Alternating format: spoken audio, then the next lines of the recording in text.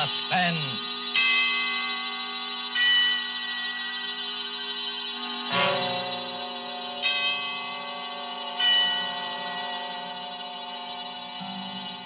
This is the Man in Black, here again to introduce Columbia's program, Suspense. Our distinguished stars tonight are two of the world's acknowledged masters of the art of suspense. They are Mr. Charles Lawton and Miss Elsa Lanchester. Mr. Lawton, who will soon be seen in the Metro-Goldwyn-Mayer picture, The Man from Down Under, is here to play a remarkable character created by England's noted thriller author, Agatha Christie. A mild-mannered character whose initials were ABC, and about whom revolved a series of savage murders, all neatly and alphabetically arranged. ABC was stamped upon all his belongings, those being his rightful initials. And ABC was stamped, too, upon the large railway timetable he always carried. But there was nothing so odd about that detail, since no traveler in the British Isles would dream of planning a journey without consulting this famous railway schedule, the ABC. And so, with the ABC Murders by Agatha Christie, written for radio by Robert Tallman and William Spear, and with the performance of Charles Lawton, we again hope to keep you in suspense.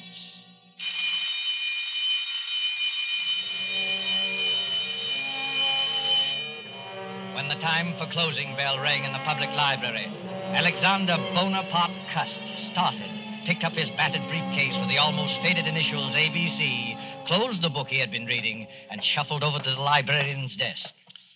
It's a most interesting book, librarian. I should like to come back sometime and read another chapter of it, if I may. Quite. Yes, Mr. Clark. Can I help you, sir? No hurry.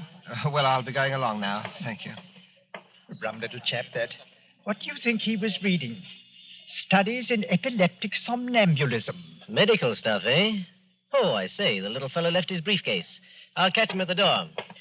I say, sir, just a moment. You left something. Oh, dear, it's my briefcase. I'm terribly sorry. I seem to be getting more and more forgetful lately. Why, only the other day I left it on the counter in a tobacco shop. Lucky you have those initials. Not many people with the initials ABC sticks in your mind. What do you mean by that, sir? Well, after all, they're the first three letters of the alphabet. Practically the first thing we learn, you know, isn't it? Our ABC. Don't mention those letters to me. They brought bad luck to me in more ways than one. Really? How's that? Well, I used to be a traveling salesman, and I used to carry one of those railway timetables in my pocket, the threepenny kind, in which they list the towns and all the railroads alphabetically. Oh, of course. Printed right on the cover, isn't it? Hey. ABC. Yes, that's right, sir. Well, stockings was my line, sir. I did door-to-door selling. Whenever I finished one town, out would come that timetable, and I'd look up the next stop on my route. I got sick of the sight of that ABC railway guide, I can tell you, sir. It was like a symbol of failure to me. One dingy little town after another, and all listed in that railway guide with ABC printed on the cover. My own initials staring out at me from every newsstand and every dirty little railroad station in the Midlands. Oh, come on. It couldn't have been as bad as all that. Matter of fact, I never noticed it till I began to get the headaches. Oh, you suffer from headaches? Yes. Have you seen a doctor about it? Oh, no. I wouldn't want to see a doctor about it. I already know what brings them on. Well, if you'd rather not talk about it... Oh, no, it isn't that at all, sir. It was just such a long time ago. During the last war, in fact, Chateau Theory. Chateau Thierry? Oh, I say, what a coincidence. I was in the thick of that myself. Well, yes, we must get together for a drink one day, talk over old times. Franklin Clark is my name. Oh, I'm pleased to meet you, Mr. Clark. My name's Cust. Alexander Bonaparte Cust. Well, they must have expected great things of you, giving you a name like that. I'm afraid they did, Mr. Clark, yes. I'm very much afraid they did.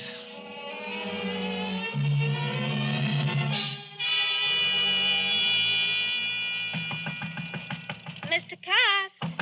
Oh, Mr. Cust. Who is it? It's me, Mr. Cust. I've brought you up a spot of tea. Oh, it's you, Miss Marbury. That was very thoughtful of you. Oh, nonsense. You know Mother dotes on you. You're her favourite lodger. In fact, why, Mr. Cust, you're packing your things. You're not leaving us, are you? Oh, no, I'm just taking a little trip over the bank holiday, you know. Now, don't try to deceive me, Mr. Cust. You're embarrassed. About owing us, aren't you? No. You needn't be, Mr. Cust. Really, you needn't. Oh, you are a nice girl, Miss Marbury. You really are a nice girl. As a matter of fact, I'm not going just for the bank holiday. I've something rather important, some very important matters to take care of. You know, it's very possible that my mother didn't have me christened Alexander Bonaparte Cust for nothing. Have you got a position, Mr. Cust? Well... What is it? Well... Oh, come, Mr. Cust. You can tell me, can't you? Well, Miss Lily, I can tell you this much. I shall be travelling quite a lot. In fact, where did I leave that ABC Railroad guide? Oh, yes, here it is. First stop, Andover. Andover? That's not very far. No, but I must be getting on if I don't want to miss that train. Now, let me see. Have I got everything? There's my spectacles and my overcoat, my typewriter, my walking stick. Did I ever tell you the history of this walking stick, Miss Marbury? It's a Scottish piece, very old. It's always is antique. You know, they used to kill people with these back in the days of the old clan wars in Scotland. I wonder how many heads this one has bashed in. Oh, Mr. Cust. Oh, please, what a terrible way to talk. Yes, I'm sorry, Miss Marbury. I am a little bit surprised at myself talking like that. It must be my new job. It's gone to my head a bit. That's it. It's gone to me head. Have you got an aspirin by any chance? I've got an all.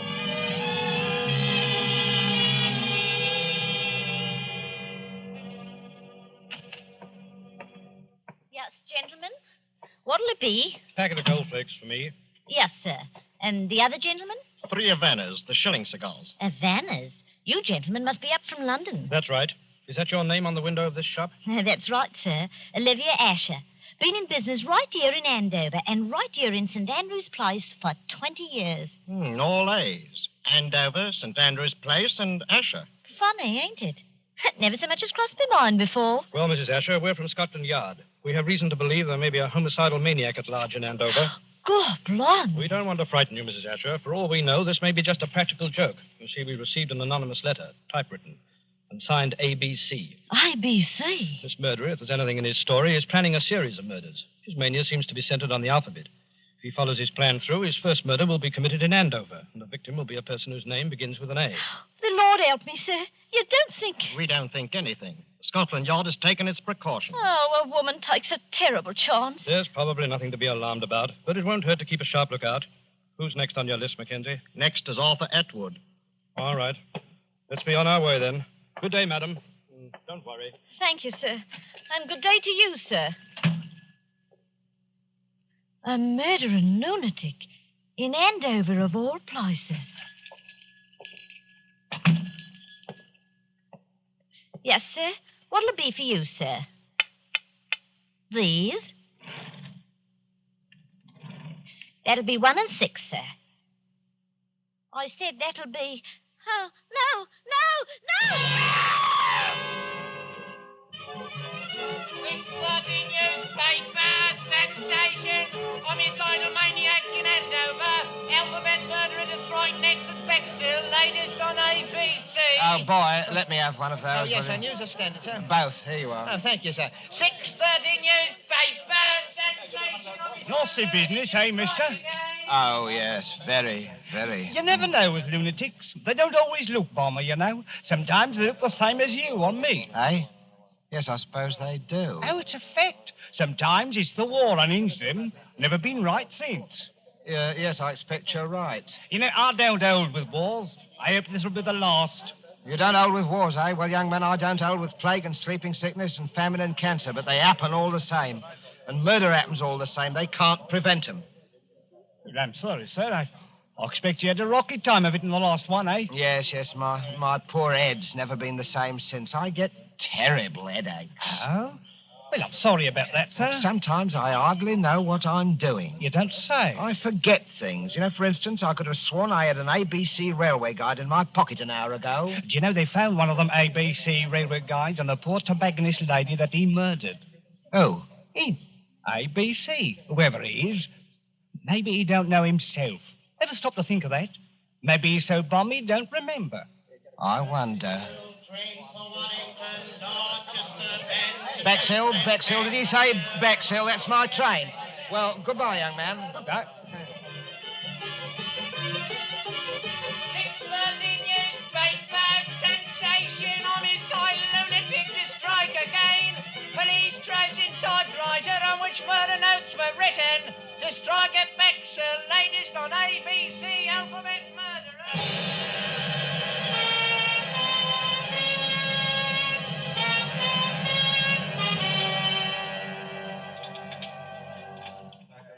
May I have your order, sir?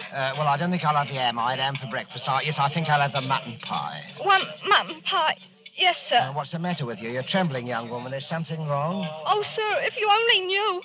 I have to walk home tonight after they close up here. And there ain't hardly a light in Benson Terrace where I live. Benson Terrace in Bexhill? Yes, sir. You're afraid of the ABC murderer, aren't you? He follows the alphabet, don't he? That was the way he done in Andover. Hey, and does your name begin with a B? Barnard's my name. Mary Barnard. Oh, dear me, Miss Barnard. Well, I don't like to appear forward. Well, anyway, I'm old enough to be your father. Would it make you feel easier if I saw you home tonight? Oh, you don't know, sir. You just don't know what it would mean. Oh, well, what time do they close up here? 9 o'clock. All right, I'll wait outside for you. At 9 o'clock? All right.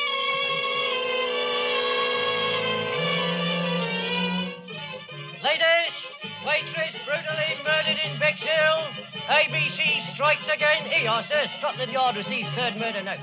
Alphabet murderer to strike again in Chester. Here you are. Yes, sir?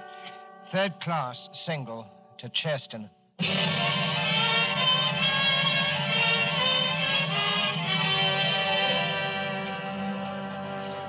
Give me a pint of half and half, please. Yes, sir. There you are, sir. You up from London, sir? Yes, I come directly from London. Ah, salesman? Stockings is my line. Rough going these days, what with rationing, eh? Well. It isn't my old friend Alexander Bonaparte Cuss. I'm sorry, I'm afraid I don't remember. We met in the library, remember? Oh. In London. Yes, had quite a talk. Yeah. Franklin Clark, remember? Yes, of course. You'll forgive me, Mr. Clark. My memory, it seems to be getting worse and worse. But you must have come under better times, Mr. Cuss. New briefcase, I see. Nice, bright, new initials? Well, I got a job shortly after I saw you, Mr. Clark, from Ballinger Limited. Stockings. It's my old line, you know. But to tell you the truth, I haven't been doing very well. Oh, those headaches again? Yes, the headaches. And the murders. The murders have upset me something terrible. Oh, why, you're shaking like a leaf, man. No. Hey, Jonathan, a brandy for Mr. Cust. He Thank needs you, it. sir. The trouble with you, Cust, is you're inclined to be morbid. I remember that book you were reading the day we met, stuff about epilepsy. Well, it might be epilepsy, mightn't it? What? Well, they discharged me from the army before the war ended. See, I had a kind of a fit, you know. And, Never had anything like it again, have you? No, I didn't have a fit again, just the headaches. I forget what happens, hours at a time. Do you know, once I was sitting in a station waiting room and a newsboy came by and I bought a paper from him, and it was all about that first murder in Andover. Huh. It said the police had got another note, another typewritten note, Mr. Clark, and the murderer was going to strike next in Bexhill. And suddenly I realized I was in Bexhill. And I'd been in Andover the day before when the first murder happened. Well, how did you happen to go from Andover to Bexhill? Well, that's the way I'm supposed to go on my route, selling the stockings. I'm supposed to take the towns alphabetically. Oh, well, then it's not so surprising you should have been in Bexhill after all, is it? Just a coincidence. Well, the waitress in Bexhill there, I walked home with her that night, Mr. Clark, the night she was murdered. Oh, good heavens, Cust, you don't think you killed Mary Barnard, do you?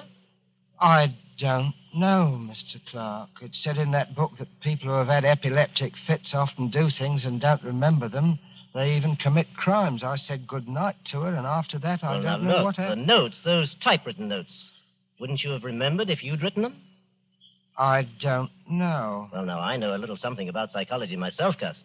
And I'd stake everything I own on the fact that the man who wrote those notes was conscious of what he was doing. Do you really think so, Mr. Clark? Positive of it. Now, pull yourself together, man. Incidentally, my sister-in-law lives here in Cheston. My brother is Lord Cameron Clark, and I happen to know she needs some new stockings. Oh. Pop over there in the morning, will you, and show the old girl your line? Oh. Here's the address. Might cheer you up to make a good sale. Oh, I'm huh? sure it would, Mr. Clark. I'm sure it would. Well, good night, Mr. Clark, and thank you again for all your kindness. Good I'm night. sure, sir. Good night. Oh, wait a minute. You've forgotten something again. Oh, dear me, that's my typewriter. I shall certainly need that. Oh? Well, it's to type up my report to the Home Office in case I should make that sale tomorrow. Oh, of course. Oh, yes. By the way, Cust, better watch out. Somebody in Cheston is going to be murdered tomorrow. Aye. Old ABC is up to the letter C, you know, and your name is Cuss. Huh? Oh, I say, good heavens. Mine is Clark.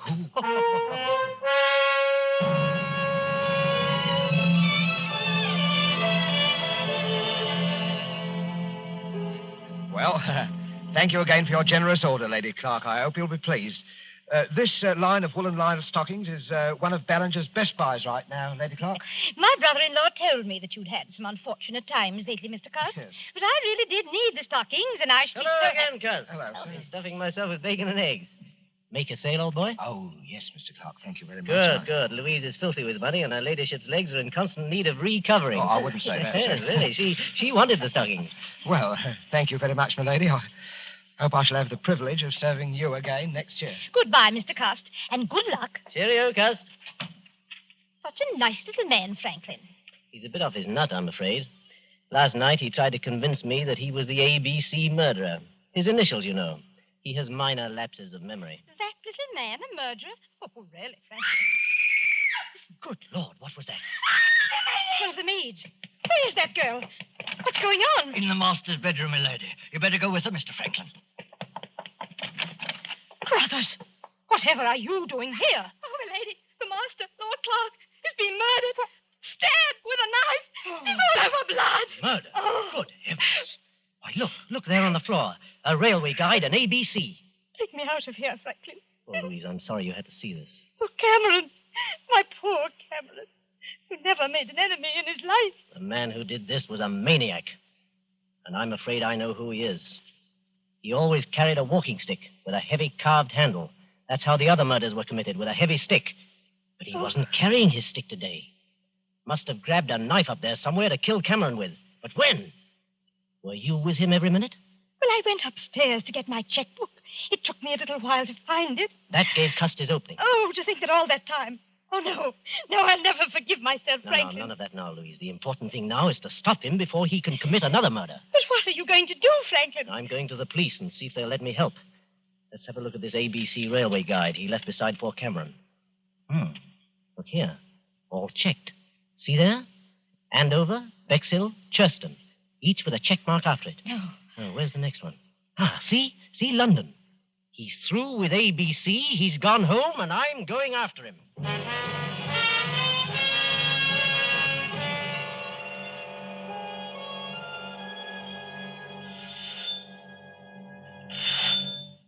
Yes? Well, Mr. Cust, come in. Whatever kept you away so long? Miss Lily, I've got to talk to you alone. Oh, well, I'll go up with you. I want to show you the new curtains I put up in your room anyway. Oh, you are a nice girl, Miss Lily, really. You are Yeah, a nice let me girl. carry one of these, Mr. Cust, the typewriter. No, I'll carry my own things, thank you. Oh, Mr. Cust, you're trembling. Oh, dear, you do look a fright. Look, I'm going to straight and get you a hot foot bath. No, not now, please. Not now, Miss Lily. There's no time for it. What is it, Mr. Cust?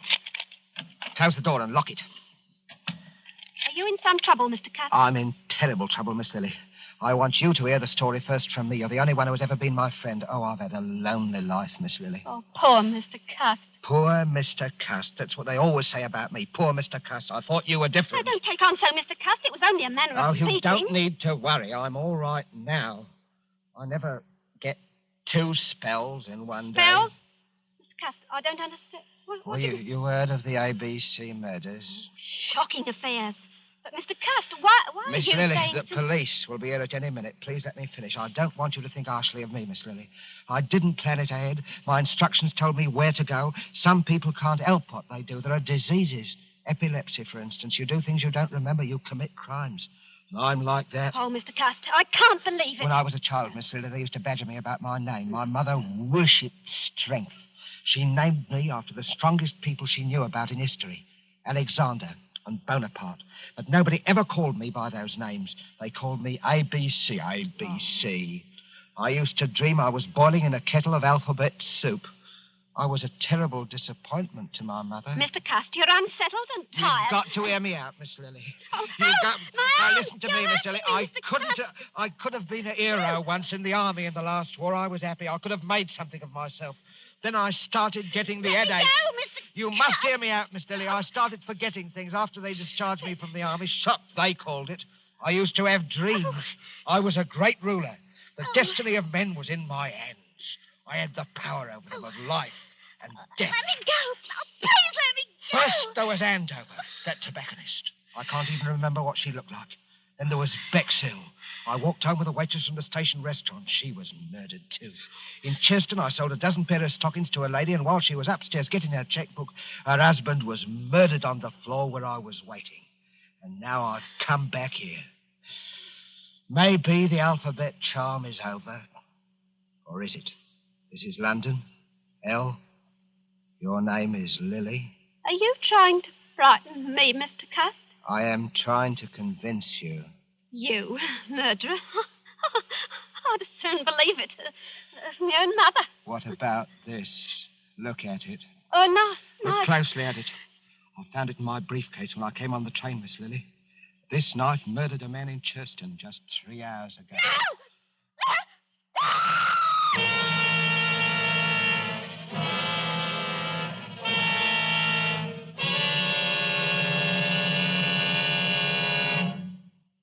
Oh, now, there, Miss Marbury. Don't take on so. He's all handcuffed pretty as you please in the next room. But he was such a nice man. I still can't hardly believe it. Is this the knife he threatened you with, Miss Marbury? Yes. We just got here in the nick of time, eh, Croom? Hey, that's a wicked-looking knife. It's the Churston murder knife right enough, Mr. Clark. No doubt of it. Well, let's take inventory. Typewriter. Checks with the murder notes. Walking stick.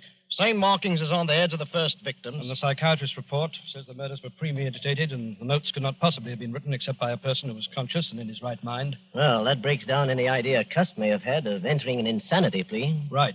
I think he'll sign the confession without any difficulty. Bring him in. Bring the prisoner in. Well, Cust, are you ready to sign your confession? I don't know, Inspector. A moment ago I was certain I must have done it. But why? That's what worries me. Why? Mr. Clark, why do you think I did it? You're wasting valuable time, Cust. I don't care why you did it. You killed my brother, and I want to see you hang for it. I don't care how balmy you are. You ought to be ashamed of yourself, talking to our Mr. Cust in that bloodthirsty manner. I don't know what's getting into the gentry, I'm sure. He tried to murder you, didn't he? Well, he couldn't help himself, poor thing. He's been terribly upset of late. You are a nice girl, Miss Lily. You are a nice girl. Really, The murders were willful and premeditated. They couldn't have been premeditated, Mr. Clark. Why do you say that, Cust? Well, because I didn't go to any of those places of my own choice. I had my instructions from Bellinger's Limited. And those instructions were sent to me after the police got the warnings of the murders that were printed in the papers. There never were any such instructions. We ransacked all your things, Cust. There wasn't any letter of instructions, was there, Inspector? No. Oh, yes, there was. All right, we'll ring up Ballinger's. May I use your telephone, Miss Marbury? Why, certainly, Inspector. The number is Regent 3313, Inspector. Oh.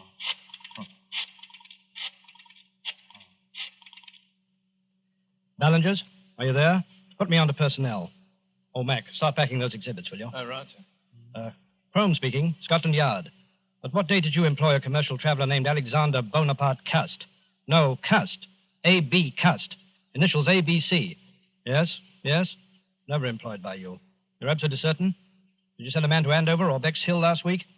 Not on your route. Thank you. That's all I wanted to know. Too bad, Cust. I guess this knocks out your last ghost of a chance, doesn't it? No, Mr. Clark. Because, you see, the instructions were in a letter, and that letter is right in this room. Well, let's have a look. Come on, Mackenzie. Give me a hand.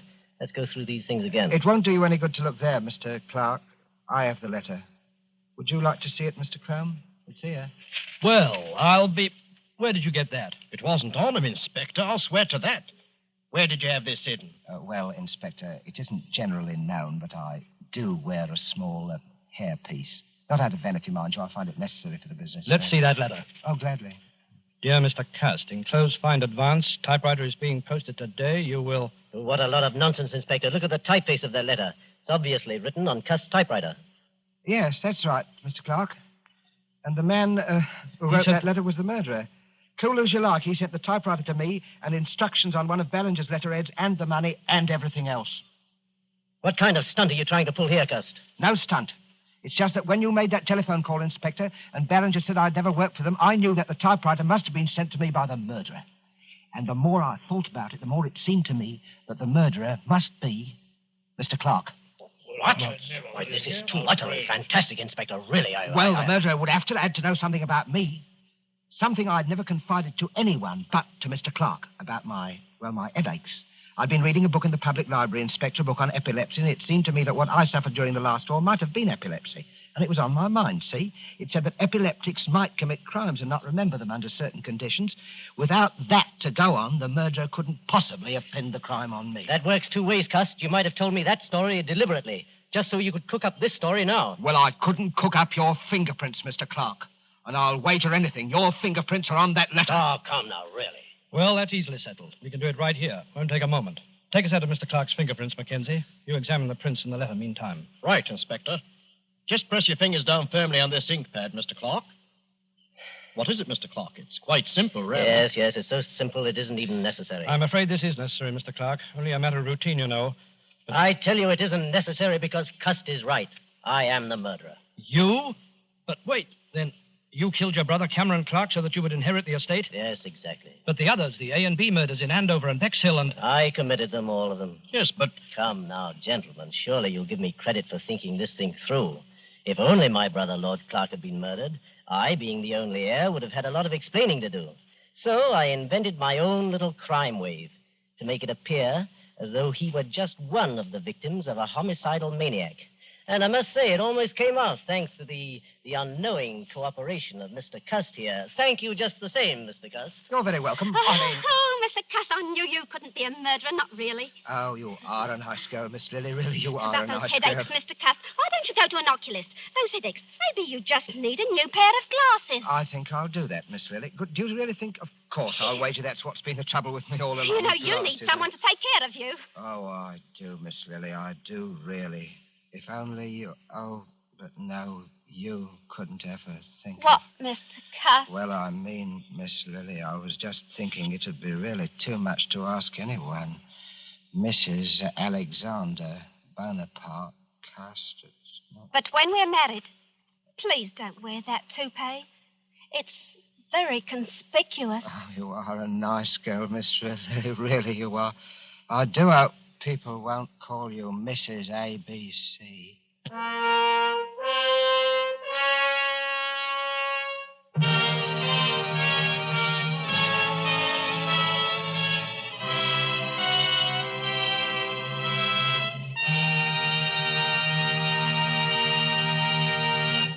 And so closes the ABC Murders, starring Charles Lawton with Elsa Lanchester and Bramwell Fletcher. Tonight's tale of Suspense. This is your narrator, the Man in Black, who conveys to you Columbia's invitation to spend this half hour in suspense with us again next Tuesday, when Agnes Moorehead will return to our stage as star of the suspense play called She Overheard Murder Speaking.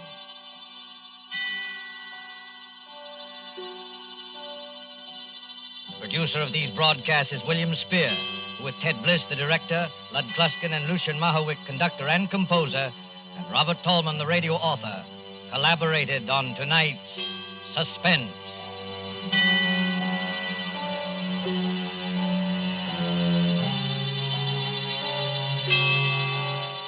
This is the Columbia Broadcasting System.